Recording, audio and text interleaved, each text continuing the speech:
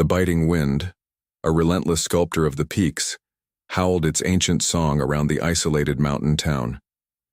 Nestled deep within the unforgiving embrace of colossal, snow-capped giants, the settlement of Oakhaven clung to existence, a testament to human resilience against nature's grandeur. For generations, its lifeblood had been the seasonal mail delivery, a fragile umbilical cord connecting them to the world beyond the towering, indifferent sentinels of stone and ice. Without it, Oakhaven was merely a collection of silent, frozen cabins. Ilara, a young woman whose spirit mirrored the mountain's own quiet strength, watched the horizon with an unnerving clarity. Her deep-set eyes, the color of moss after a spring rain, carried the wisdom of someone who had spent their life intimately acquainted with the raw power of the wilderness. She knew every crag, every whisper of wind, every shift in the snow, thanks to her father, a seasoned mountaineer whose teachings were etched into her very being. The community, her community, was more than just people. It was an extension of herself, a living, breathing entity she felt compelled to protect. This year, however, the whispers were different. An ominous chill had permeated the autumn air long before its time, a palpable dread that settled like a shroud over the valley. The streams, usually babbling late into the season, had frozen solid with unprecedented haste. The sky, a bruised purple for weeks, seemed to press down on them, heavy with a promise of unparalleled fury.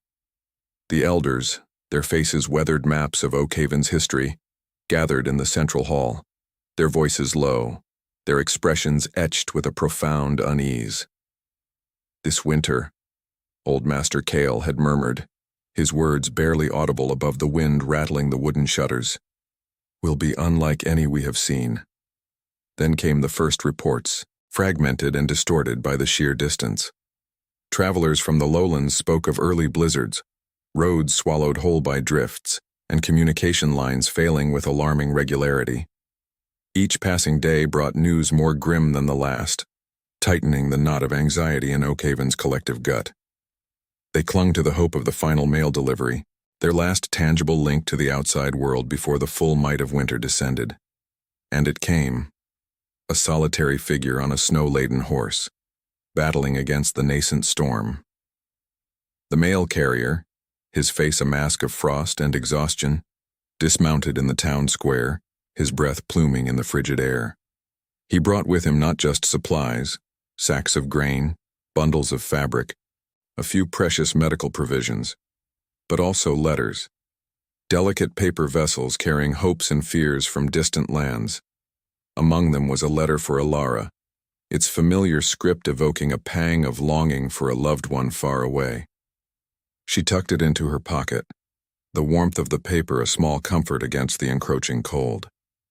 The town's store owner, a man named Silas, usually brimming with boisterous confidence, watched the mail carrier's departure with a new unsettling quietness. His usual jovial demeanor was replaced by a furrowed brow, his eyes frequently darting to the darkening sky. Even he, the bastion of self-assuredness, seemed to sense the monumental shift in the season. The elders, gathered again, spoke of ancient legends, of winter so fierce they had swallowed entire settlements. Their concerns were no longer whispers, they were low, grave pronouncements. The air itself seemed to hum with foreboding, a symphony of impending doom. Then, without warning, the world turned white. The first blizzard hit with a ferocity that stole the breath from their lungs. It wasn't just snow, it was a swirling, blinding tempest of ice and wind, a primal scream from the heart of the mountains. Within hours, Oakhaven was utterly consumed, its familiar outlines blurred and then erased by the relentless onslaught. Roads vanished under monstrous drifts, trees became ghostly, swaying silhouettes, and the very air became a solid, impenetrable wall of white. The town, once merely isolated, was now utterly cut off, an island in a raging sea of snow. The last wisps of communication died, swallowed by the static-filled roar of the storm. Ilara stood at her window, watching the chaos unfold. The world outside was a maelstrom, a terrifying spectacle of nature unbound. The wind hammered at the glass, a persistent, chilling drumbeat. She clutched the letter from her loved one, its presence a small anchor in the tempest. The thought echoed through the silent, snow-choked streets, a question that hung heavy in the frigid air. How long could they possibly last without outside contact? The answer, she knew, was a fragile, terrifying uncertainty. Before we continue, subscribe to the channel and tell us in the comments where you are watching from. The initial days blurred into a monotonous cycle of white, each morning bringing a fresh blanket of snow, each afternoon a chilling reminder of their complete isolation.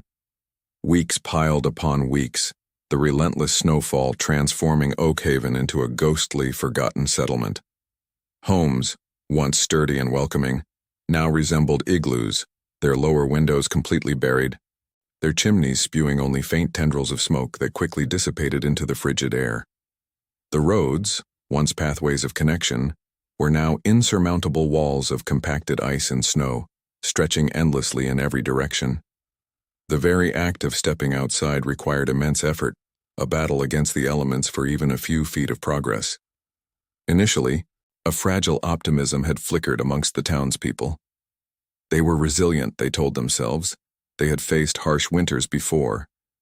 But as the relentless white continued, and the calendar pages turned with no sign of respite, that optimism slowly eroded, replaced by a quiet, gnawing desperation.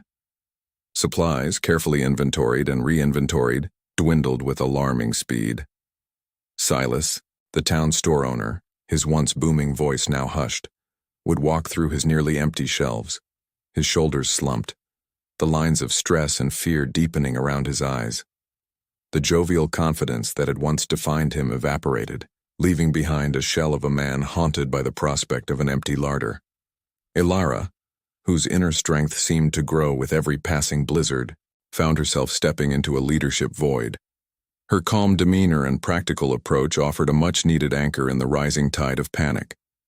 She organized the rationing efforts with meticulous care, her mind constantly calculating, weighing, and re-evaluating. Every ounce of flour, every piece of dried meat was accounted for, stretched to its absolute limit. Beyond mere survival, she understood the critical importance of morale. She initiated communal storytelling sessions by the flickering firelight, encouraged children to draw pictures of spring, and even led small, carefully supervised excursions to gather fallen firewood, transforming mundane tasks into shared efforts that fostered a sense of purpose. Her father's words often echoed in her mind. "The mountain doesn't care about your fear, Ilara. It cares about your preparation and your will to endure." He had taught her not just how to read a compass or tie a knot, but the profound resilience of the human spirit. He had instilled in her the belief that even in the face of overwhelming odds, there was always a way forward, if one possessed the courage to find it. The fragile peace Ilara had painstakingly built was shattered one frigid afternoon. Young Finn, the miller's son, a boy usually bursting with boundless energy, lay listless and feverish. His mother, her face etched with terror, carried him to Ilara, her voice a choked whisper. "He's burning up, Ilara. We have nothing left. No medicine." The lack of even basic remedies, a consequence of their complete isolation, was a stark, horrifying reality. Finn's labored breathing became a chilling soundtrack to their predicament, a tangible manifestation of the urgent need for outside help. The town collectively held its breath, a silent plea hanging in the air. A small group of the strongest men, spurred by the growing fear and Finn's worsening condition, had attempted to clear a path. They were brave, armed with shovels and a desperate hope. But the mountain was an implacable foe. The snow was too deep, too heavy, too relentless. After hours of back-breaking labor, battling blinding gusts of wind and treacherous ice, they returned, bruised and defeated, two of their number nursing sprained ankles and frost-bitten fingers. Their failure cast a long, cold shadow over Oakhaven, extinguishing the last embers of hope that they could physically dig their way out. Then came the static. The town's radio operator, Old Man Hemlock, a wizened figure who rarely spoke above a mumble, had been tirelessly trying to establish contact. For days, his efforts had been met with nothing but an infuriating hiss. But one evening, a faint, crackling voice broke through, distorted and barely decipherable.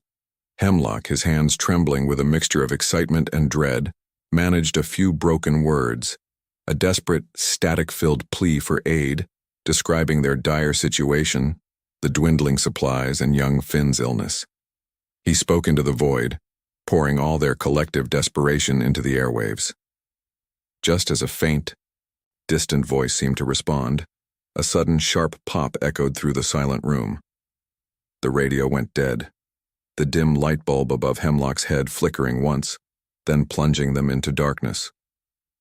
The generator, strained beyond its limits, had finally given up. Their last fragile thread to the outside world had snapped. A profound silence descended upon Oakhaven, heavier than the snow outside. The fear of starvation, once a distant, abstract concept, now became a chilling, tangible presence, a cold hand squeezing their collective hearts. It was no longer a question of if they would run out of food, but when. The realization settled deep within Alara, a cold, hard knot. She remembered the letter from her loved one, the one she had tucked into her pocket on that fateful day weeks ago. She had put off reading it, saving it for a moment of quiet solace. Now, in the stark, suffocating silence of the failing power, she retrieved it. Her fingers, numb with cold and anxiety, traced the familiar handwriting. As she read, a specific passage caught her eye, a seemingly innocuous line about winter's hidden bounty. It was a phrase her father had used, a private code between them. Her heart quickened. A secret message, a hidden supply cache. The location, however, remained frustratingly vague, a puzzle she now desperately needed to solve. The hope it offered was a flickering ember, barely visible in the encroaching darkness, but it was hope nonetheless. The flickering ember of hope Alara clutched began to dwindle under the harsh reality of their situation. The town's limited food supply, once a source of quiet anxiety, now dominated every conversation, every worried glance. Difficult decisions, once abstract considerations, now had to be made daily, slicing deeper into the community's morale with each passing sunset. The meager rations, carefully weighed and distributed, barely sustained them, leaving bellies aching and spirits strained. The very air in Oakhaven grew heavy with unspoken hunger, a pervasive, chilling presence that permeated every home. Amidst this growing desperation, a secondary character emerged from the shadows of quiet discontent. Old Mikael. He was a man whose cynicism had always been a defining trait, a weathered rock against the tide of optimism. Now, his distrust blossomed into open skepticism. His voice, usually a low rumble, growing sharper with each passing day. He began to question Alara's leadership, his eyes usually narrowed in perpetual doubt, now openly critical. "What good is hope when our stomachs are empty?" he'd grumble, loud enough for others to hear, planting seeds of doubt among the already fragile townsfolk. His words were poison, slowly eroding the fragile unity Alara had worked so hard to foster. Alara, despite the gnawing fear, clung to the echoes of her father's wisdom. She recalled specific lessons, not just about knots and compasses, but about the resilience of the human spirit. "Never give up, Alara," his voice seemed to whisper in the bitter wind. "The mountain tests you, but it also reveals your strength. There's always a way, even when it feels like there isn't." These memories were her anchor, preventing her from being swept away by the rising tide of despair. She knew she had to hold fast, not just for herself, but for every soul huddled in Oakhaven. Young Finn's condition worsened with each passing hour, his shallow breaths becoming more ragged, his small body burning with a fever that refused to break. His mother, her face a mask of profound grief and terror, rarely left his side, her silent vigil a constant, agonizing reminder of their dire need. The child's suffering intensified the pressure on Alara, a visceral, heartbreaking weight that pressed down on her shoulders. Every cough, every whimper from Finn was a fresh wound to her resolve, a stark reminder of the ticking clock. In a moment of profound vulnerability, Alara confided in Anya, her closest friend, about the secret message and the hidden supply cache. Anya, usually a beacon of unwavering support, listened with a furrowed brow, her initial reaction one of skepticism. A hidden cache, Ilara? After all these years, and your father's message was so vague. Are you sure you're not just, hoping for a miracle? Her words, though gently spoken, were a cold splash of reality, highlighting the immense improbability of Ilara's desperate hope. The flickering ember threatened to extinguish completely. The desperation within the town grew to a fever pitch. A small, desperate group of townspeople, their faces gaunt and their eyes hollow with hunger, began to hoard resources. Whispers turned into accusations, and small skirmishes erupted over meager scraps of food. The fragile fabric of their community began to fray, stretched taut by the relentless grip of starvation. Trust, a cornerstone of their isolated existence, was eroding rapidly. Each stolen potato, each hidden piece of dried jerky, chipped away at the collective spirit. Mikhail, seeing the growing unrest, seized the opportunity. At the next communal gathering, his voice boomed, cutting through the murmurs of discontent. Ilara speaks of miracles and hidden treasures, but where is this treasure? Why has she kept it a secret until now? Is she withholding information, perhaps saving it for herself and her favored few? His accusation, flung like a stone, struck Ilara hard. He suggested she was not just creating false hope, but actively deceiving them, manipulating their desperation for her own unknown ends. The crowd, already on edge, murmured in agreement, their eyes turning towards Ilara, now filled with suspicion instead of the quiet respect she had earned. Ilara's resolve, though strong, was tested to its very core. She stood before them, the weight of their collective fear and suspicion pressing down on her. The internal battle raged. Doubt whispered in her ear, urging her to give up, to succumb to the overwhelming odds. But her father's voice, firm and unwavering, echoed louder. True leadership isn't about avoiding storms, Ilara. It's about navigating through them. She took a deep breath, steeling herself against the external pressure of Mikhail's accusations and the internal struggle against her own encroaching despair. A tense town meeting followed, quickly devolving into a heated argument about the dwindling resources. Voices once hushed were now raised in anger and fear. Accusations flew, old grievances surfaced, and the threat of complete chaos loomed large. The community, once united by their shared struggle, was fracturing, their desperation turning them against one another.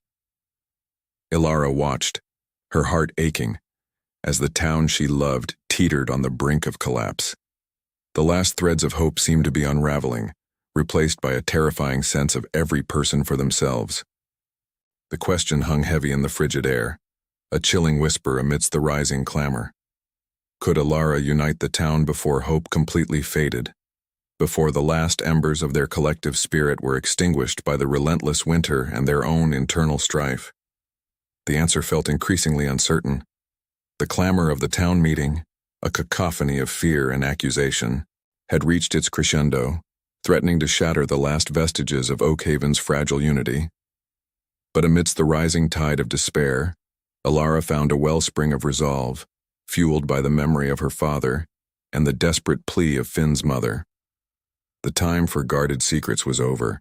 She had to gamble everything on the cryptic message, on the faint echo of hope it represented. Taking a deep breath, Ilara raised her voice, cutting through the din with an unexpected firmness that commanded attention, silencing the arguments one by one until only the crackling of the dying fire and the distant howl of the wind remained. "I understand your fears," Ilara began, her voice steady despite the trembling in her hands. "I feel them too. But my father, he left us away, a possibility." She pulled the worn, creased letter from inside her jacket, its edges softened by countless readings, its ink faded by time. Holding it aloft, she explained the hidden message, the subtle anomalies in the text, the seemingly random words that, when pieced together, formed a fragmented, almost poetic series of clues. She spoke of her father's foresight, his meticulous nature, and his unwavering belief in preparing for the worst, even when the worst seemed unimaginable.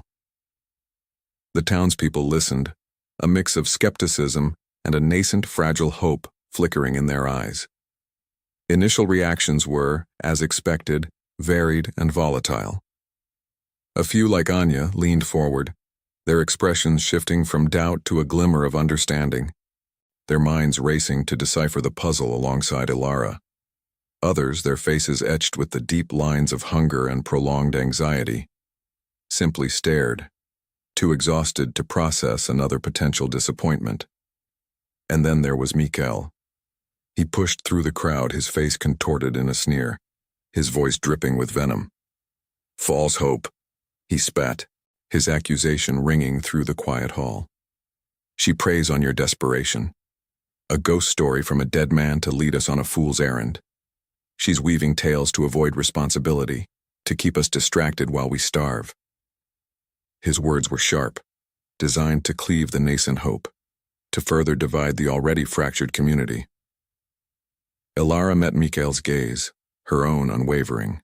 Drawing on the profound lessons her father had imparted, she refused to be swayed by his cynicism. "My father taught me to read the mountain, not just its paths, but its whispers," she explained, her voice gaining strength.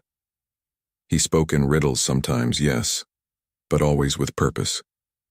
This isn't a tale, it's a map to a place he called the Raven's Roost, a supply cache he established years ago for an emergency just like this." She pointed to specific phrases in the letter, explaining how they alluded to a specific peak, a unique rock formation, the confluence of two ancient streams now buried under meters of snow. She painted a picture of the potential location, not as a fanciful dream, but as a carefully planned contingency. Despite Mikael's continued protests and muttered threats, a small, dedicated group began to emerge from the silent crowd. Their eyes, once dull with despair, now held a spark of renewed determination. They were the ones who still believed in Ilara, who remembered her father's legendary resilience, who were willing to stake their last ounce of strength on this desperate gamble. Among them was Thomas, a quiet trapper known for his endurance, and Sarah, a resourceful young woman who had always admired Ilara's spirit. They volunteered without hesitation, their commitment a silent rebuke to Mikael's cynicism. Just then Finn's mother, her face pale and tear-streaked, pushed her way to the front, her voice hoarse with anguish. "Ilara," she pleaded, her eyes wide with a desperate maternal terror. "Please, Finn. He won't last much longer. We need that medicine. We need it now." Her words, raw and unfiltered, cut through any lingering doubt, galvanizing the volunteers and reinforcing Ilara's own unwavering resolve. Finn's fading breath was a constant, agonizing reminder of the urgency of their mission, a ticking clock that echoed in Ilara's ears. Ilara nodded, her jaw set.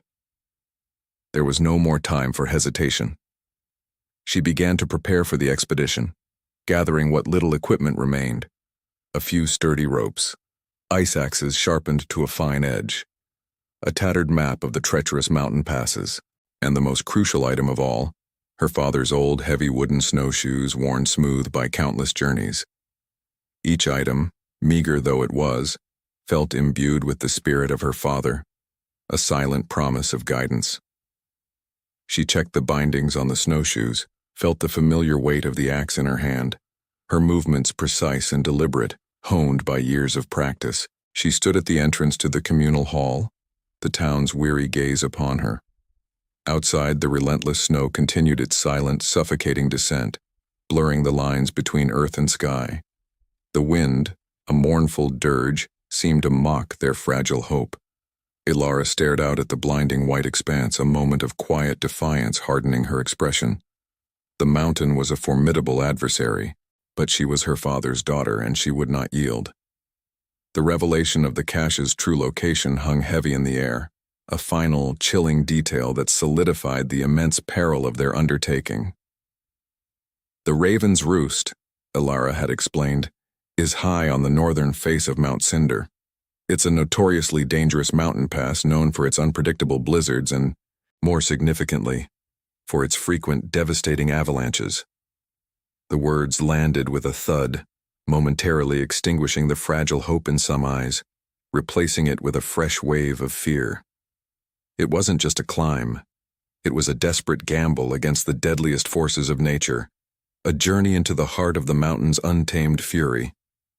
But for Ilara, and for the few brave souls who stood with her, there was no other choice. The lives of Oakhaven depended on it. The first rays of a weak winter sun painted the snow-covered peaks in hues of pale gold and frigid blue as Ilara and her small team began their perilous ascent. Each step was a deliberate act of will, the crunch of their snowshoes against the packed ice the only sound breaking the vast silence of the mountain. Thomas, with his weathered face and steady gait, led the way, his familiarity with the terrain a small comfort. Sarah, bundled against the biting wind, followed closely behind Ilara, her eyes scanning the treacherous slopes with an intensity that belied her youth. The air thinned with every meter gained, biting at exposed skin and burning in their lungs. Ilara's mind drifted back to a memory, sharp and clear despite the cold. Her father, his face ruddy from the wind, patiently demonstrating how to read the snow. "Look for the ripples, Ilara," he'd said, his voice a low rumble. "The wind tells a story. And listen, always listen, for the mountain speaks in whispers before it roars." He taught her to distinguish between stable powder and unstable slabs, how to test the snowpack with a probe, the subtle shifts in temperature that could signal impending danger. "The mountain gives, and the mountain takes," he'd often concluded, his gaze sweeping across the majestic, unforgiving landscape. "Respect it, Ilara, and you might just survive it." Those lessons, ingrained since childhood, were now her guiding stars, the only hope against the mountain's indifferent might. Yet, despite her training, an immense burden settled heavily upon Ilara's shoulders. The weight of Oakhaven, of Finn's fading life, of the desperate faces she had left behind, pressed down on her with each straining breath. She was responsible for these brave souls who had chosen to follow her, to trust in a dead man's riddles and a young woman's resolve. What if she was wrong? What if the raven's roost was a myth, a cruel joke played by the mountain itself? Mikkel's cynical words, false hope, echoed in her mind, a venomous whisper that threatened to erode her carefully constructed confidence. She pushed the thought away, focusing instead on the rhythm of her breathing, the steady beat of her heart, the burning in her thighs. There was no room for doubt now. Suddenly, a low, guttural rumble vibrated through the ground, growing in intensity. A chilling roar followed, reverberating off the peaks. "Avalanche!" Thomas yelled, his voice raw with urgency. He pointed frantically to a slope above them, where a colossal wave of snow and ice was already cascading downwards, gathering momentum with terrifying speed. There was no time to think, only to react. Ilara instinctively shouted commands, her father's training kicking in. "Behind the ridge, now!" They scrambled, digging their ice axes into the hard-packed snow, pulling themselves with desperate strength towards the meager shelter of a rocky outcrop. The air filled with a deafening roar, a blinding white cloud engulfing them, the sheer force of the wind threatening to rip them from their precarious hold. When the snow settled, coating them in a thick layer of powder, they emerged, shaken but miraculously unharmed. A collective gasp of relief escaped their lips, their hearts pounding like war drums against their ribs. The mountain had just shown them its true, terrifying power. As they resumed their ascent, the near-death experience weighing heavily on their minds, Sarah cried out, clutching her ankle. A minor sprain, a twisted step during the frantic scramble. It wasn't debilitating, but it was enough to slow their pace considerably. Ilara knelt beside her, checking the injury, her brow furrowed with concern. The ticking clock of Finn's illness screamed in her ears. Every minute counted. She made the tough decision to reduce their speed, sacrificing precious time for the safety of her team. "We move as one," she declared, her voice firm, "or we don't move at all." Hours later, pushing through a relentless blizzard that reduced visibility to mere feet, Thomas let out a triumphant shout. Half buried under a drift of snow, barely visible, was an old, gnarled marker, a rough-hewn wooden post, its top carved into the crude shape of a raven's head. It was weathered, almost indistinguishable from the surrounding ice, but unmistakable. "The raven's roost," he breathed, a mixture of awe and exhaustion in his voice. They were on the right path. A surge of renewed hope, fragile but potent, coursed through Ilara. Her father's plan, his foresight, was real. Their relief was short-lived. Looming before them was a sheer ice wall, a colossal shimmering barrier of frozen water that seemed to pierce the sky. It was slick, unforgiving, and utterly daunting. The wind howled through its jagged crevices, a mournful, challenging cry. This was where Ilara's climbing expertise, honed over countless hours with her father, would be tested to its absolute limit.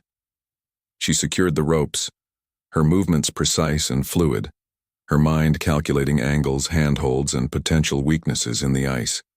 Each swing of her ice axe was a testament to years of practice, each crampon step a delicate dance between gravity and grit. Slowly, painstakingly, she led them upwards, a human spider scaling an impossible glass mountain. Just as they neared the top of the ice wall, a terrifying chasm opened up before them. A deep crevasse, its dark maw seemingly bottomless, a gaping wound in the mountain's frozen flesh. It stretched impossibly wide, blocking their path completely. A risky maneuver was their only option. Ilara secured a final anchor, her fingers numb with cold, her muscles aching with fatigue. She would have to swing across, a terrifying pendulum arc over the abyss, establish a new anchor on the other side, and then guide the others across. The wind whipped at her, threatening to lose her grip. One slip, one misjudgment, and it would all be over. The mountain, silent and watchful, seemed to hold its breath. Would they make it to the cache, or would this silent, frozen guardian claim them, consigning Oakhaven to a slow, agonizing demise? The fate of the town teetered precariously on the edge of that icy precipice. With a surge of adrenaline, Ilara launched herself across the gaping crevasse, her heart hammering against her ribs like a trapped bird. The rope sang taut, slicing through the frigid air as she arced over the dizzying drop, her ice axe finding purchase with a desperate ringing clang on the opposite lip. She clawed her way to safety, establishing a new anchor with trembling hands, then methodically guided Thomas, Sarah, and the remaining team members across the terrifying void.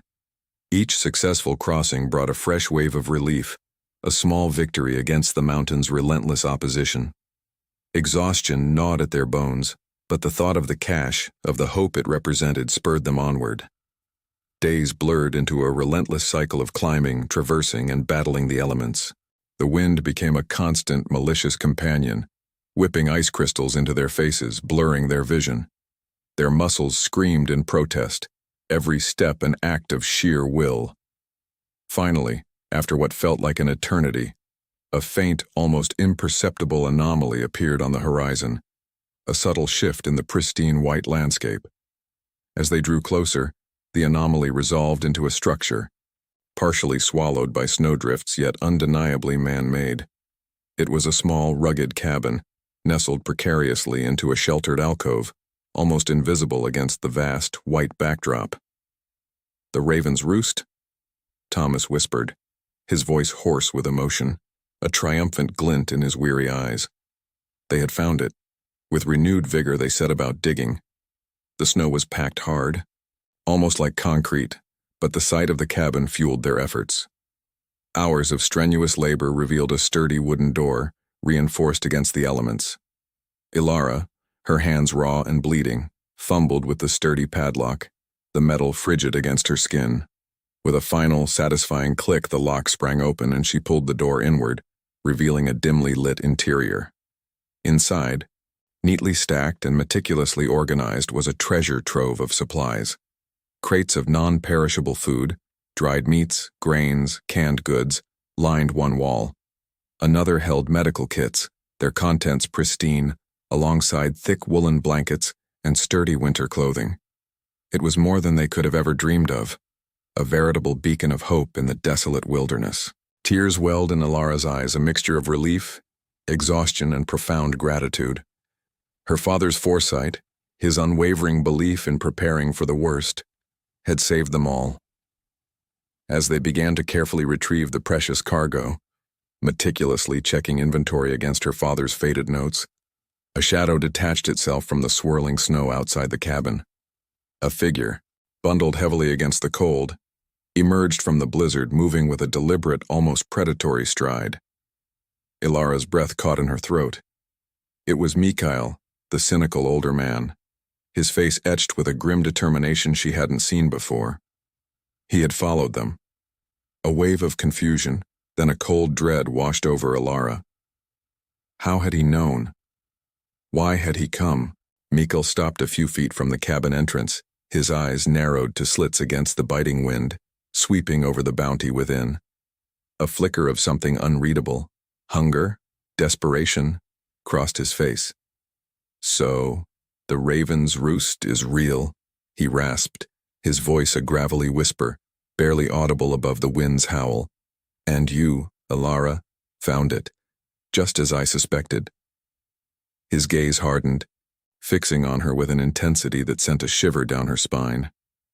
You kept this from us, from the town, from my family.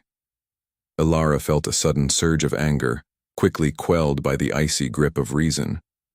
I didn't keep it, Mikhail, she retorted, her voice firm despite the tremor in her hands. I shared the clues.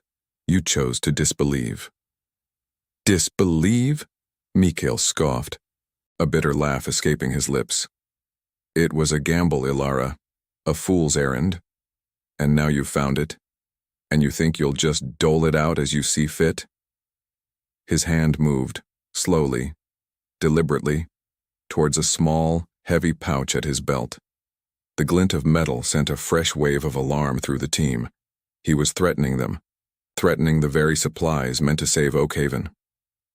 Ilara's mind raced, a vivid flashback cutting through the tense standoff.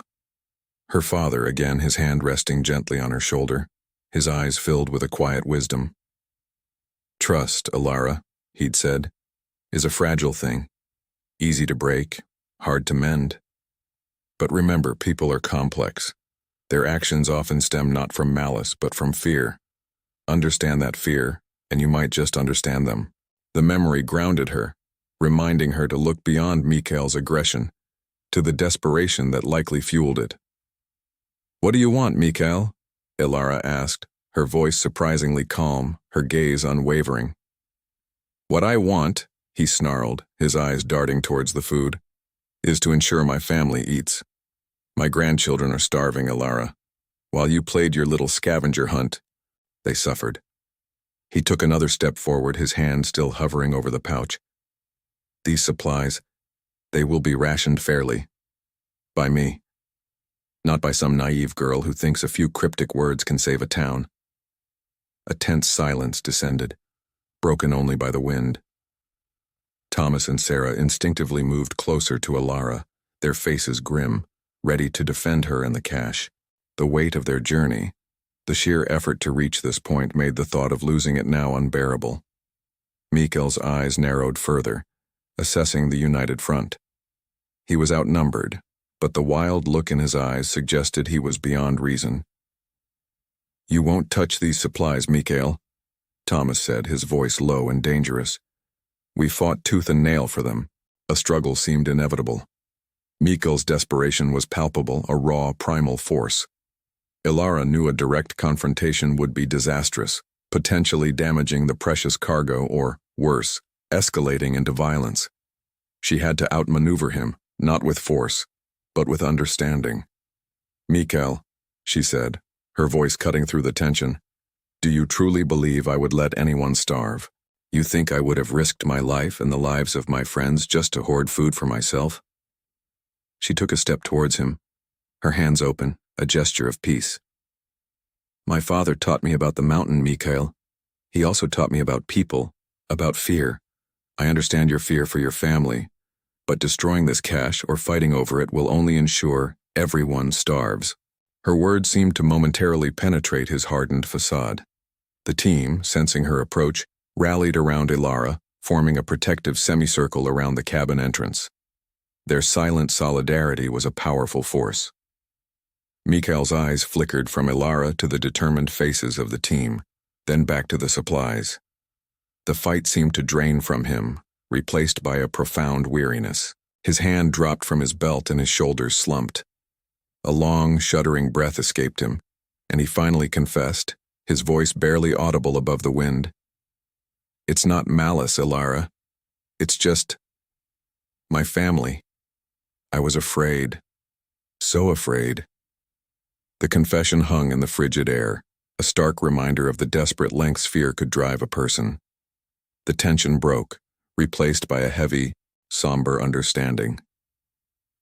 Ilara, having secured the precious supplies and now having a fragile understanding with Mikhail, knew the most challenging part of their mission still lay ahead: the perilous descent. The return journey promised to be even more arduous than the ascent, burdened not only by the weight of the provisions, but also by the crushing fatigue and the profound emotional strain of their recent confrontation. Mikhail, his earlier aggression replaced by a palpable sense of shame and exhaustion, now moved with a newfound, albeit reluctant purpose. He began to assist Ilara, his hands once poised to threaten, now carefully handling the crates, demonstrating the first subtle signs of his redemption. The air grew colder as they started their downward trek, the biting wind whipping snow into their faces, blurring the already treacherous path. Ilara, despite the weariness seeping into her bones, maintained a vigilant watch, her eyes constantly scanning the shifting terrain. She remembered her father's words about the mountain's fickle nature, how a triumphant ascent could quickly turn into a deadly descent if vigilance wavered. The team, still reeling from the emotional roller coaster of their encounter with Mikhail, moved slowly, each step deliberate and heavy.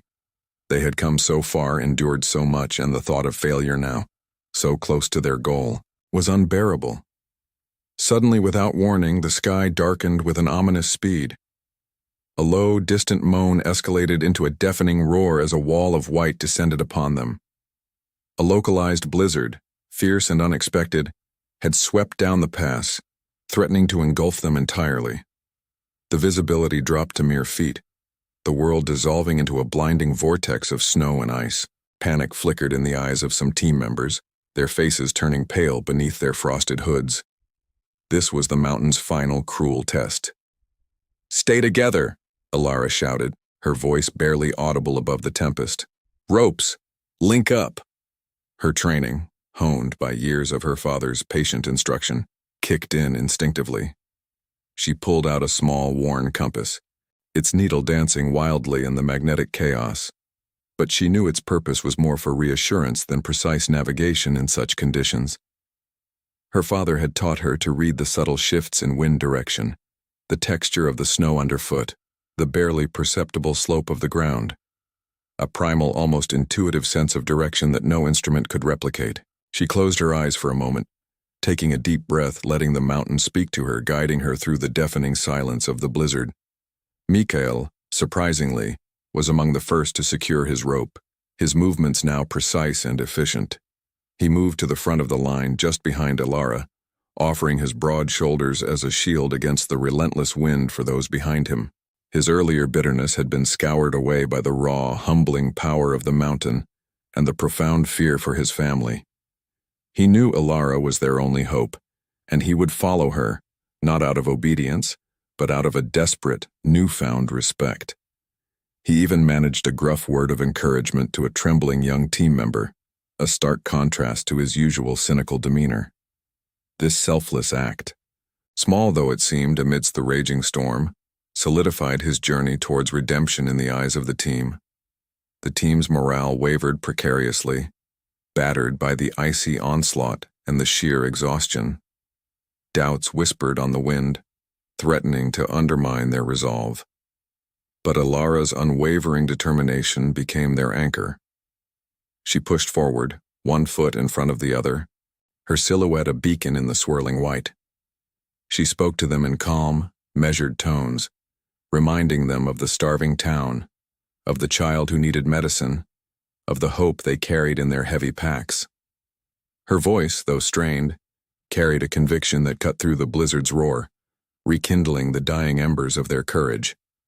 Hours crawled by, each feeling like an eternity.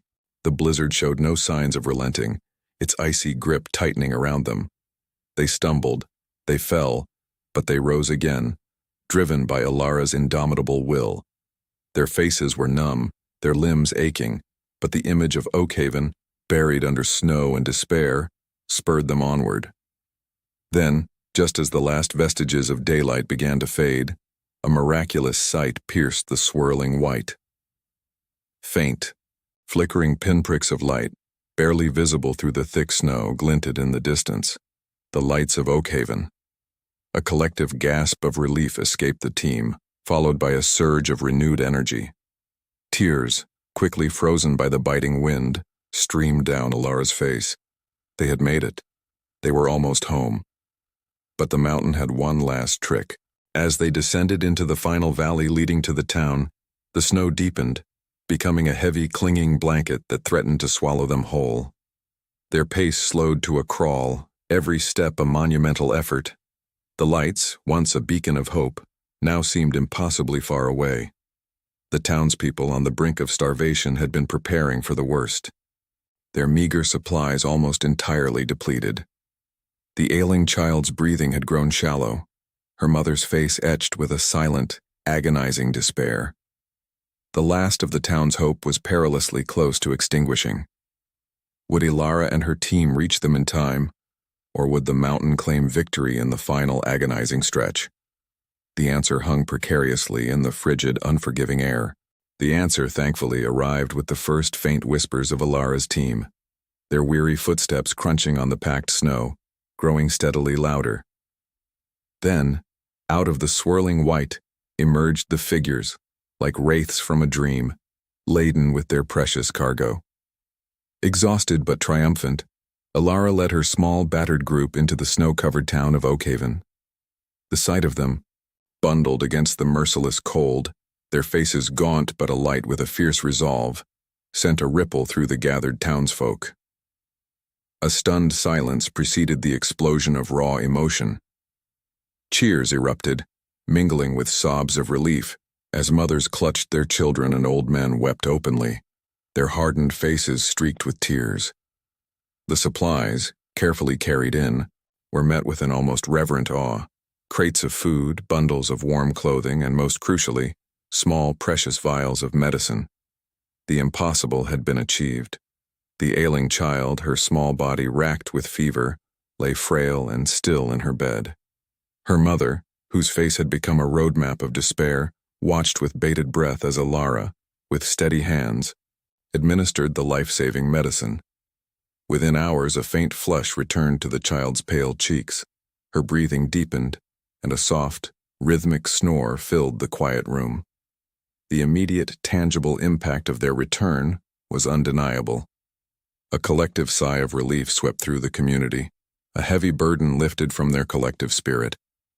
Alara, though hailed as a hero, deflected the praise, her gaze sweeping over the relieved faces.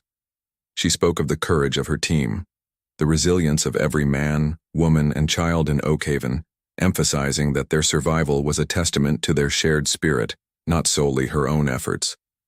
It was a victory for them all, forged in the crucible of their shared ordeal.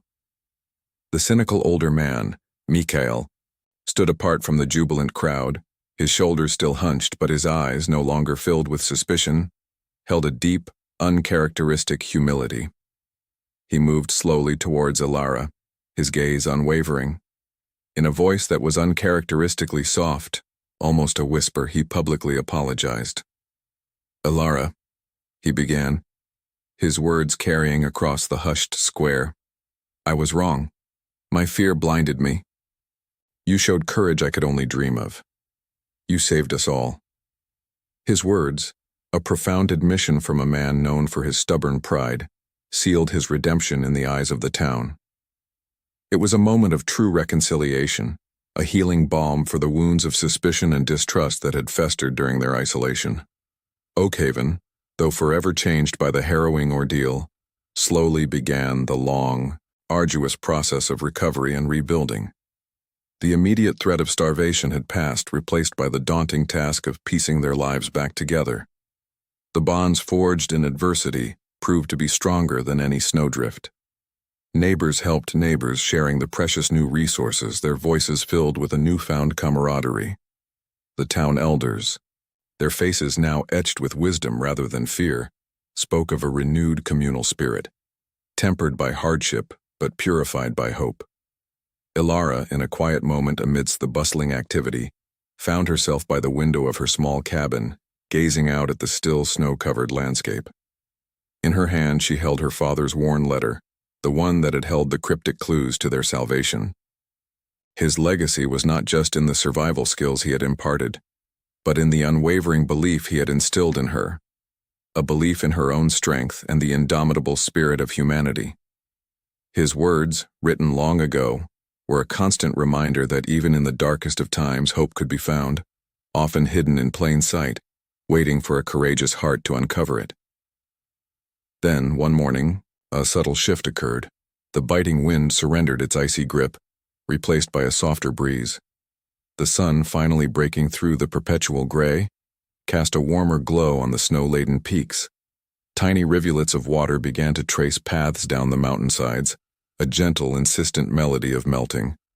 The first signs of spring, tentative yet undeniable, began to appear. Patches of brown earth emerged from beneath the receding snow, and the bare branches of the trees showed a faint, almost imperceptible blush of green.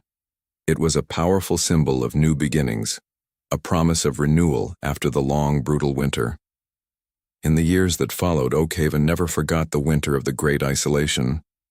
To honor Ilara's bravery and the spirit of unity that had pulled them through, the town established a new tradition. Each spring, on the day the first signs of green appeared, they would gather in the town square, lighting a ceremonial fire and sharing stories of resilience, of Ilara's impossible mail delivery, and of the community that had refused to surrender. They spoke of the child who was saved, of Mikhail's redemption, and of the countless acts of kindness that had sustained them. Oakhaven, once a town defined by its isolation, emerged from the crucible of that winter stronger, more tightly knit, and forever bound by their shared ordeal. Ilara, no longer just a young woman but a living legend, watched over her community, knowing that the mountain, while capable of immense cruelty, had also taught them the most profound lessons of courage, hope, and the unbreakable spirit of a town reborn. The echoes of her father's wisdom resonated not just within her, but within the very heart of Oakhaven, a testament to an impossible journey and an enduring triumph.